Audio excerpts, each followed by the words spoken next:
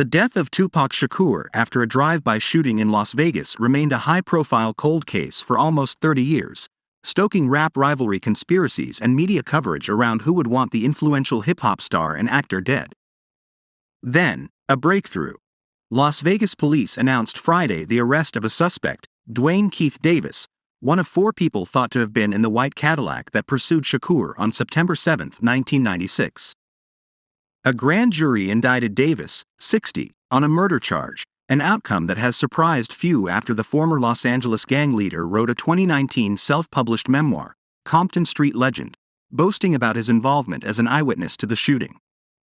Tupac Shakur is a music legend, and this community and worldwide have been wanting justice for Tupac, Clark County District Attorney Steve Wolfson said at a news conference Friday. And today, we're taking that first step. But it was a long time coming. Shakur's family, fans and members of the black community had been skeptical of the investigation and questioned why it seemed to stall year after year, despite all the attention. It's a story that has captivated people for a generation now, said Jeffrey Ogbar, a professor of history at the University of Connecticut and author of Hip Hop Revolution, The Culture and Politics of Rap. Better late than never, he said of an arrest, but there is a concern that the people who've been most central to the murder will have escaped justice. Shakur's killing the rapper, who was born in New York, raised in Baltimore and moved to California in his teens, found success under the recording name Tupac, racking up hits in the 1990s like Keep Ya Head Up, Dear Mama, and California Love. At the age of 20, he starred in the movie Juice, and later opposite Janet Jackson in Poetic Justice. The night he was shot, Shakur attended a Mike Tyson-Bruce Seldon prize fight with Marion "Suge" Knight, the founder of Death Row Records, Shakur's label. Shakur was a passenger in the BMW that Knight was driving. About 11:15 p.m., as they waited at a red light near the Las Vegas Strip headed to a club owned by Knight, a white Cadillac pulled up beside them and unleashed a fusillade, investigators said. Shakur was shot 4 times, including in the chest, and died from his injuries 6 days later. He was 25. The rapper, who chronicled his hardships and wove introspective lyrics around themes of poverty, police brutality and self-proclaimed thug life, had endured previous violence. In 1994, he was shot 5 times at a recording studio in Manhattan during a robbery. Tupac unfortunately fell victim, Ogbar said. By all accounts, they would say he was not a gangster, but when he started to hang out with gangsters at death row, he adopted a lot of those sensibilities. Overcoming obstacles. An incident the night that Shakur was killed was known to police, but discounted.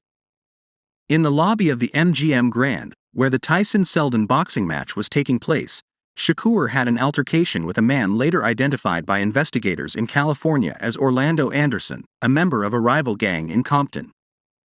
At the time, however, the Las Vegas Metropolitan Police Department's homicide commander said his agency did not know who Anderson was or if it mattered, the Los Angeles Times reported in 2015 as part of a review of police actions. Investigators have no reason to believe that the altercation has any connection to the shooting, the homicide commander had said. Authorities never vigorously pursued Anderson, who denied his involvement in Shakur's shooting and died 2 years later in an unrelated gang shootout. Police also failed to follow up with a member of Shakur's entourage who said he could identify the assailants. That witness also later died, according to the Times. In the announcement of Davis's arrest Friday, Las Vegas police said it was Davis who devised a plan, the night of the casino altercation, to obtain a gun and retaliate against Shakur and Knight for beating Anderson. Police accused Davis, who was also Anderson's uncle, of being the one who gave the gun to passengers in the rear seat of the Cadillac who then opened fire on Shakur's BMW. Derek Parker, a retired New York Police Department detective who used his expertise in hip-hop culture to help investigate related homicides, said that Las Vegas investigators were not well versed in the rap scene and gangs and that the case was stymied by competing law enforcement agencies. There was another problem, he added: general mistrust of police and apprehension of witnesses to come forward with information. In addition, besides Anderson, 2 other people believed to have been in the Cadillac had died in the years following the shooting. It was a difficult case, Parker said. Davis has a lot of street credibility. A lot of people were not going to go against him. Rivalry speculation. Another narrative had taken hold in the wake of the shooting that Shakur was killed as part of the East Coast-West Coast rap feud that involved Brooklyn rapper Christopher Wallace, known by stage names Biggie Smalls and the Notorious B.I.G. The speculation ramped up 6 months after Shakur was slain, when Biggie was attacked in a drive-by in Los Angeles after the Soul Train Awards. He was pronounced dead at the hospital. While some police investigators have accused Knight of ordering a hit on the Mo Money Mo Problems rapper, he has denied any involvement in Biggie's death, which remains unsolved. Another unproven conspiracy theory in Shakur's killing suggests Knight may have wanted him to die. Meanwhile, some have seized on the idea that perhaps Shakur's death was staged and he is actually still alive.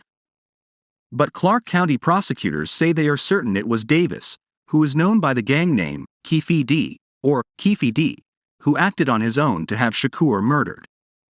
In July, Las Vegas police executed a search warrant at a home in Henderson, Nevada, connected to Davis. "This was likely our last time to take a run at this case and successfully bring forth a criminal charge," Las Vegas Police Homicide Lieutenant Jason Johansson told reporters Friday.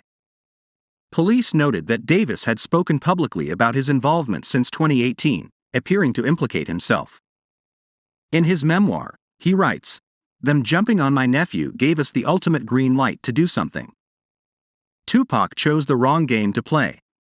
Davis was being held without bail, and it was not immediately clear if he had an attorney." While Shakur's case is moving forward, any potential trial will almost certainly revive questions about why it took so long to bring his killer to justice, said Mark Anthony Neal, a professor of African and African American Studies at Duke University, and the author of Black Ephemera, The Crisis and Challenge of the Musical Archive. "After all these years, people are so in need of closure for this young man," Neal said. Tupac himself was a thoughtful, politically minded, creatively skilled actor. "Unfortunately, we never got to see the true promise of who he could have become. He deserves better."